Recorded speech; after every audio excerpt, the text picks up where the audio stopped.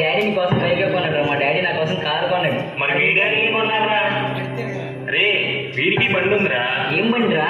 అదేరా వాళ్ళ నాన్న రిక్షారా.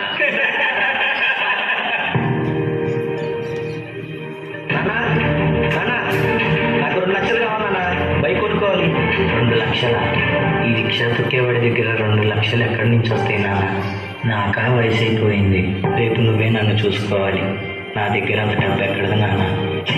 మా ఫ్రెండ్స్ చూడు, మా నాన్న ఎంత హ్యాపీగా ఉన్నారు. నువ్వు ఉన్నావు, నాకు పెట్టలే కదా, రేపు నిన్ను కూడా నేనే చూడాలా. అలాంటి బతుకు ఉన్నా ఒకటే, లేకపోయినా ఒకటే. అసలు నీలాంటి కొడుకుగా పుట్టాను చూడు, నా దరిద్రం. చే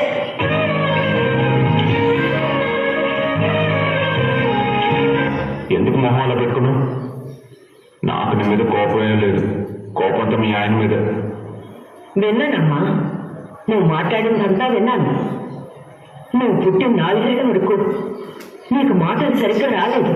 మీ నాన్న నీ కోసం ఎక్కని కొండ లేదు, మొక్కని దేవుడు లేడు. ఎంత ఎదిగిపోయి ఎన్ని మాటలు మాట్లాడావురా?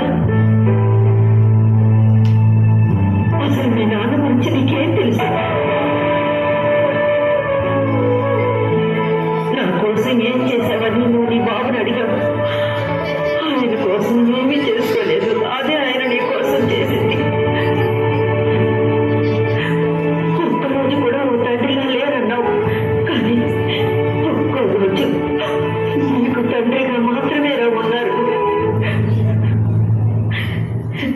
మీ నాన్న పాదాలు ఏనాడైనా చూసావారా? ఓ పాదాలు చూస్తుంటే నువ్వు అలా మాట్లాడేవాడివి కాదు.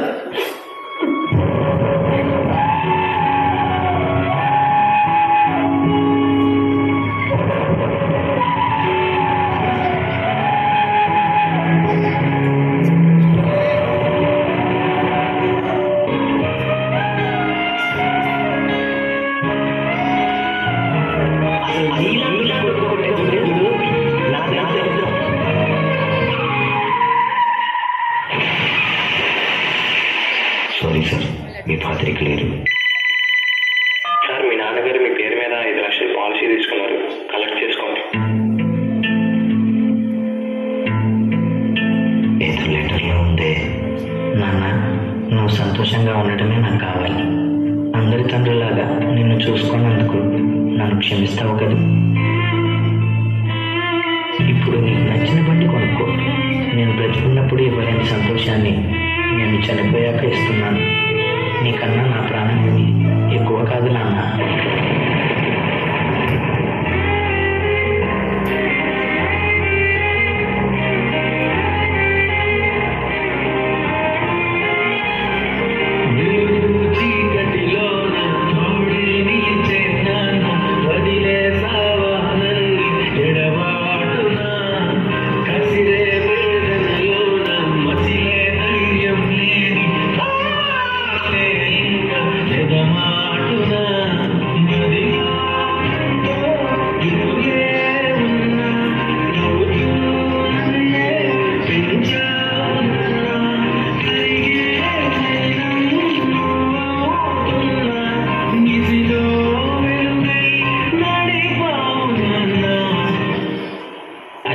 నీకు మీ అమ్మ అంటే ఇష్టమా, నాన్నంటే ఇష్టమా?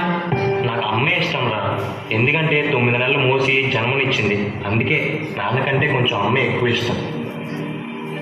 పెళ్ళైన తర్వాత కొంచెం మందులు వేసుకోవాలి, నీళ్ళు తీసుకురావా? మా మూడు పిల్లల మధ్య ఎందుకు బతికే?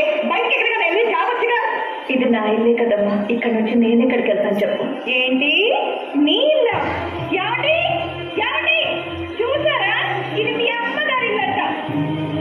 అబ్బా ఏంటమ్మా, ఎక్కడికైనా వెళ్ళి బ్రతకచ్చు కదా, మాకు మనశ్శాంతిగా ఉంటుంది. రే నాన్న, నిన్ను వదిలేసి నన్ను ఎక్కడికి వెళ్ళమంటారు? ఎక్కడికైనా వెళ్ళమ్మా, మమ్మల్ని ఇలా బ్రతకనివ్వు. చెప్పారు కానీ కొడుకు, ఇంకా బయలుదేరు.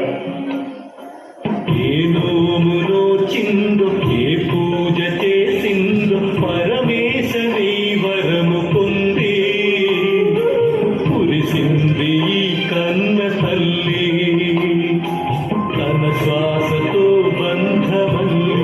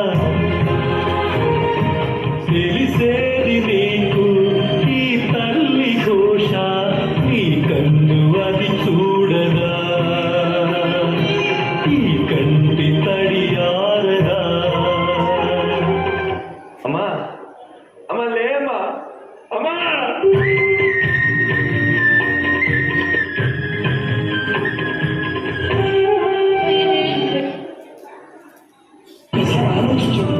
తల్లిదండ్రుల స్థానం ఏంటి, వారికి ఇవ్వాల్సిన గౌరవం ఏంటి? నానా అమ్మా ఇది కావాలి, అమ్మా నాకు ఇది కావాలి, అమ్మా నాకు ఇది కావాలి అని అడిగే ముందు తల్లిదండ్రుల సమ్మతి గురించి నువ్వు ఆలోచిస్తున్నావా?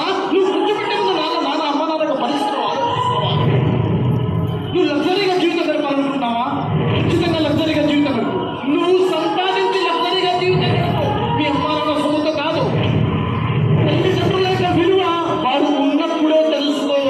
వారి పోయిన తర్వాత వారి విలువ నీకు ఎంత తెలుసడానికి లాభం లేదు. వాళ్ళ దగ్గర డబ్బులు ఉన్నాయి కాబట్టి ఏం లేదు, ఎంతో కష్టపడుతున్నారు. వారికో ప్లానింగ్ ఉంది, వారికో స్ట్రాటజీ ఉంది, వారికి భవిష్యత్తు ఉంది. మీ భవిష్యత్తు ఏంటి, మీ జాబ్ ఏంటి, మీ పెళ్ళేంటి, మీ గురించి అనేక టెన్షన్స్ వాళ్ళ మైండ్లో ఉన్నాయి. నువ్వు ఆలోచించకపోతే ఇంకెవరు ఆలోచిస్తారు? నీ గురించి నువ్వు ఆలోచించడం కన్నా ఎక్కువగా నీ తల్లిదండ్రుల కోసం ఆలోచించి అప్పుడే నువ్వు నిజమైన మానవుడు అనిపిస్తావు.